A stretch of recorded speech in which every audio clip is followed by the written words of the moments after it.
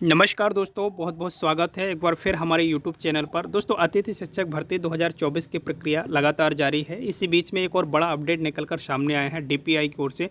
आप लोगों के बहुत ज़्यादा संख्या में कमेंट थे कि सर मेरिट लिस्ट को लेकर क्या अपडेट है डीपीआई में, इसके अंतर्गत क्या कुछ अपडेट चल रहा है या फिर क्या आज मेरिट लिस्ट आ सकती है या आएगी तो फिर किस प्रकार की मेरिट लिस्ट आएगी आपकी, या फिर पोर्टल में आएगी या फिर पर्सनली आपको मैसेज दिया जाएगा। इस प्रकार के कुछ आप लोगों के कमेंट मुझे देखने को मिले हैं, तो मैं सारी चीज़ें यहाँ पर सभी बिंदुओं पर डिस्कस करूँगा आपके साथ। तो आप वीडियो के अंत तक रहिएगा। अगर आप चैनल में पहली बार हैं तो चैनल को अभी सब्सक्राइब कीजिएगा, बेल आइकन जरूर ऑन कीजिएगा इसी प्रकार के अपडेट पाने के लिए। तो चलिए सबसे पहले हम बात कर लेते हैं क्या अपडेट निकल कर सामने आया है मेरिट लिस्ट को लेकर। देखिए, सबसे पहले मैं आपको और बता दूं कि मेरिट लिस्ट जो आएगी आपकी पोर्टल में ही आएगी, है ना। जीएफएमएस पोर्टल में ही आपको प्रदर्शित की जाएगी आवश्यक सूचना के माध्यम से कि पोर्टल आपकी जो मेरिट लिस्ट है वो जारी कर दी गई है।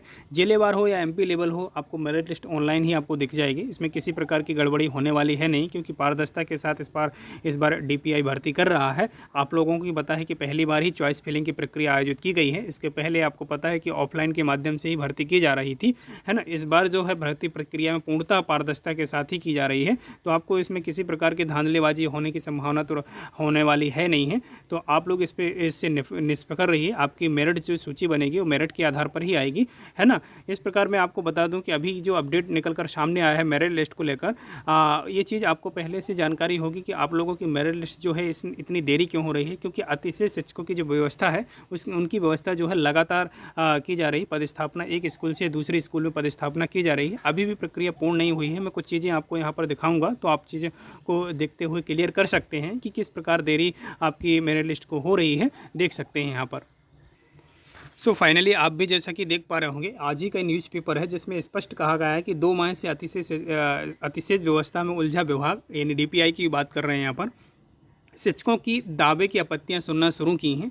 अभी जो अतिशय शिक्षकों को जो समस्या हो रही थी, उनकी समस्या को निराकरण करने के लिए एक समिति बनाई गई है। आप भी देख सकते हैं शिक्षकों के दावे आपत्तियां सुनना शुरू किया है। यानी विभाग पहले आपत्तियां नहीं सुन रहा था, अभी आपत्तियां शुरू करना चालू किया है। आप देख सकते हैं अतिशय शिक्षकों को रिक्त स्कूलों में भेजने की प्रक्रिया स्कूल शिक्षा विभाग 2 माह से पूरी नहीं कर सका है। यानी कहने का तात्पर्य है कि अभी आपकी प्रक्रिया पूर्ण नहीं हुई है।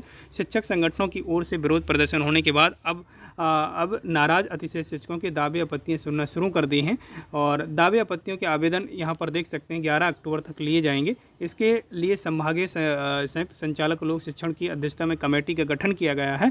इसके अलावा जो अभ्यवेदन यहाँ पर देख सकते हैं, अभ्यवेदन का परीक्षण करेगी और संकुल प्राचार्य से दस्तावेज लेकर निर्णय लेगी, और 14 से 18 अक्टूबर तक अभ्यवेदनों का निराकरण कर आदेश जारी किए जाएंगे।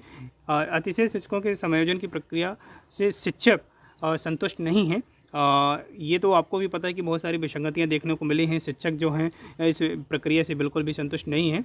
संचालक लोक शिक्षण के द्विवेदी ने यहाँ पर शिक्षकों से कहा कि आप कार्यालय में आवेदन देना होगा, और आपको इसके लिए एक समिति का गठन किया गया है। आवेदन की सुनवाई के लिए यहाँ पर देख सकते हैं कि आपत्ति के समर्थन में तथ्य प्रस्तुत करने होंगे, क्या आपको समस्या हो रही है वो यहाँ पर देख सकते हैं। स्पष्ट जो है उल्लेखनीय है कि काउंसलिंग में अब तक 10,000 यहाँ पर देख सकते हैं, 10,015 यहाँ पर देख सकते हैं प्राथमिक शिक्षक, और 4136 माध्यमिक और 1191 उच्च माध्यमिक स्तर के शिक्षकों की उपस्थिति होकर नवीन पदस्थापना के लिए स्कूलों का चयन किया गया है। इनमें से 15,000 की पदस्थापना जारी किए गए हैं, जिनमें 10,000 शिक्षकों ने चयनित स्कूलों में अपनी ऑनलाइन ज्वाइनिंग कर दी है। तो कहने का तात्पर्य है कि 10,000 अतिथि शिक्षक जो हैं काफ़ी संख्या में बाहर भी हो चुके हैं। आप लोगों को भी पता है, क्योंकि जहाँ पर भी ये शिक्षक जाएंगे वहाँ से जो आपके अतिथि शिक्षक हैं वो डायरेक्ट रूप से बाहर हो जाएंगे, आपको भी क्लियर है ना। तो मेरिट लिस्ट को हो सकता है कि आपको मेरिट लिस्ट को लेकर और लंबा इंतजार करना पड़ सकता है, क्योंकि यहाँ पर आप स्पष्ट रूप से देख सकते हैं, आप भी तार्किक रूप से सोच सकते हैं, मंथन कर सकते हैं। स्पष्ट रूप से कहा गया है, और ये भी देख सकते हैं 2 दिन पहले डीपीसी का घेराव किया था, है ना। हालांकि ये तो विसंगतियाँ बहुत सारी देखने को मिली हैं, और आपको भी पता है कि अतिशय शिक्षक जो है इससे पूर्णतः संतुष्ट नहीं है।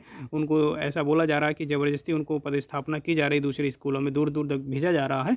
इस प्रकार की समस्या देखने को मिली है, तो अभी उन्हीं की समस्याओं को निराकरण किया जाना है 18 अक्टूबर तक, है ना, देख सकते हैं।